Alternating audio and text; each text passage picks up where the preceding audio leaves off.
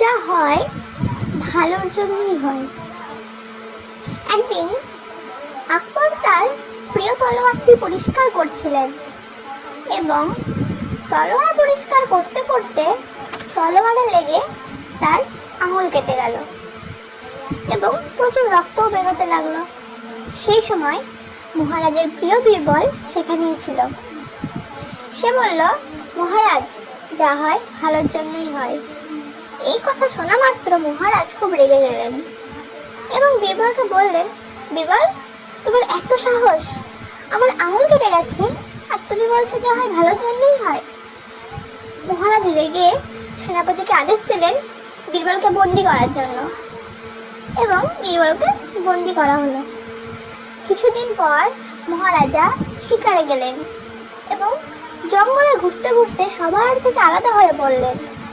কিছুক্ষণ পর জঙ্গলে অধিবাসীরা রাজাকে বন্দি করে ফেললো এবং তারা রাজাকে নিয়ে গেল একটা মন্দিরের সামনে।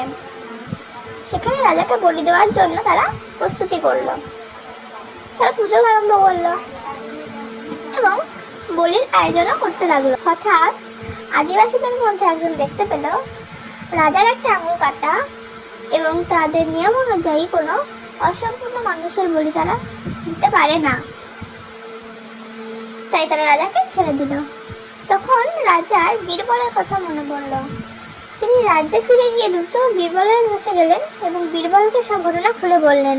সব শোনার পরে বীরবল বলল, আমি তো আগেই বলেছিলাম মহারাজ, যা হয় ভালোর জন্যই হয়। মহারাজ এবার বললেন, আচ্ছা, সেটা না হয় বুঝলাম যে আমার সাথে ভালোই হয়েছে, কিন্তু তোমার সাথে কি ভালো হয়েছে শুনি? তখন বীরবল হেসে বলল, আমার সঙ্গে তো আরো ভালো হয়েছে মহারাজ। মহারাজ এবার আরেকটু অবাক হয়ে বললেন, কিভাবে? বীরবল বলল, দেখুন মহারাজ, আপনি যদি আমাকে বন্দি না করতেন তাহলে আমিও আপনার সাথেই শিকারে যেতাম, আর আপনার তো আঙুল কাটা আছে বলে ওরা আপনাকে ছেড়ে দিত, কিন্তু আমাকে ওরা বলে দিত। সুতরাং যা হয় ভালোর জন্যই হয়। আমাদের জীবনেও মাঝে মাঝে এমন খারাপ কিছু হয় যার জন্য মনে হয় আমার সঙ্গে এত খারাপ কি করে হতে পারে। আসলে যেটাকে আমরা এত খারাপ ভাবি, আসলে সেটা ততটাও খারাপ নয়।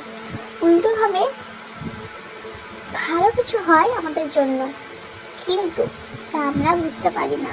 এটা বোঝার জন্য শুধুমাত্র সময়ের প্রয়োজন। সময় পেরিয়ে গেলে ঠিক বুঝে যাবেন যে আপনার সঙ্গে কি ভালো হয়েছিল।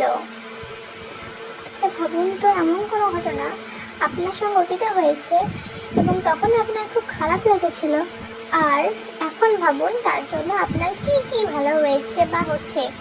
তাই যা হয় ভালোর জন্যই হয়।